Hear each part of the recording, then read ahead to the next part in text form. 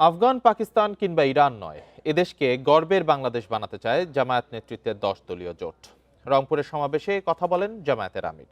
তিস্তা পরিকল্পনা বাস্তবায়নের আশ্বাসও দেন তিনি। শুক্রবার উত্তরবঙ্গ সফরে 4 জেলায় সমাবেশ করে জোট। পঞ্চগড়ে মিথ্যা প্রতিশ্রুতি দেওয়া প্রার্থীদের চেনার আহ্বান জানান এনসিপির সার্জিস আলম। এ বিষয়ে আলোচনা করতে যুক্তরাষ্ট্র থেকে আমাদের সঙ্গে যোগ দিয়েছেন বিএনপির তথ্য ও প্রযুক্তি বিষয়ক সম্পাদক এবং কেন্দ্রীয় নির্বাচন পরিচালনা কমিটির সদস্য এ.কে.এম. ওয়াহিদুজ্জামান। এ.কে.এম. ওয়াহিদুজ্জামান, আপনাকে স্বাগত ইন্ডিপেন্ডেন্ট সংবাদে। নির্বাচনী প্রচারে চলছে পাল্টাপাল্টি সমালোচনা, নতুন নতুন প্রতিশ্রুতি। এটি কি বার্তা দিচ্ছে? দেখুন, এটা তো নির্বাচনকালীন সময় সব সরকারি আমলে এটা প্রতিশ্রুতি সবগুলো রাজনৈতিক দল দেয়। এটা তাদের ম্যানিফেস্টোর মধ্যে থাকে। স্বাভাবিক বিষয়। দেখার বিষয় হচ্ছে যে প্রতিশ্রুতিগুলো বাস্তবসম্মত কিনা। যদি আমি বলি যে আগামী ৩ বছর আমরা গ্যাস বিল, বিদ্যুৎ বিল মওকুফ করে দেব, তাহলে এটা অবাস্তব প্রতিশ্রুতি। কারণ আমাদের জাতীয় গ্যাস সংরক্ষণ কতটুকু আছে এবং আমাদের সক্ষমতা কতটুকু আছে সেটা বিবেচনা করা দরকার। আবার যদি বলি যে আমরা অতীতে যেভাবে বিএনপি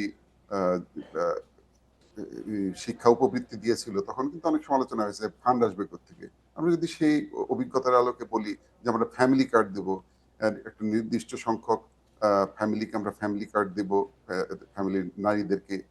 এটা আমাদের দারিদ্র বিমোচনে এবং আমাদের ফ্যামিলিগুলোকে ভালোভাবে রান করার জন্য হেল্প করবে।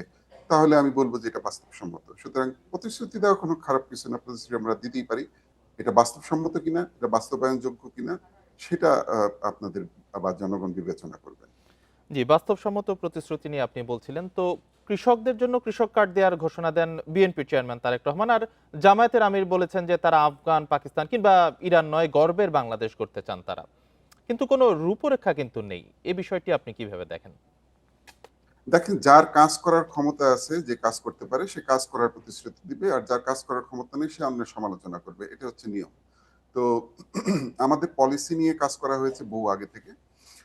ইনফ্যাক্ট যখন শেখ হাসিনা রাষ্ট্রীয় ক্ষমতা দখল করে বসেছিলেন, তখন আমাদের এই পলিসিগুলো তৈরি করা হয়েছে, এটা নিয়ে কাজ করা হয়েছে, বিভিন্ন কমিটি করে দেওয়া হয়েছে, আমরা বিভিন্ন সার্ভে করে যাচাই বাছাই করে পলিসিগুলো আমাদের কমিটি তৈরি করেছে, এবং এগুলো বাস্তবসম্মত বলেই আমরা মনে করি। এবং এই কারণে আমরা এই পলিসিগুলো নিয়ে এগুচ্ছি। আর উনারা যেটা মনে করছেন যে আফগানিস্তান নয় বা বাংলাদেশ, আমরা তো নিজেরাই বলছি আমাদের পলিসিতে হচ্ছে সবার আগে বাংলাদেশ। এটা বহুদিন আগে থেকে বলে আসছি।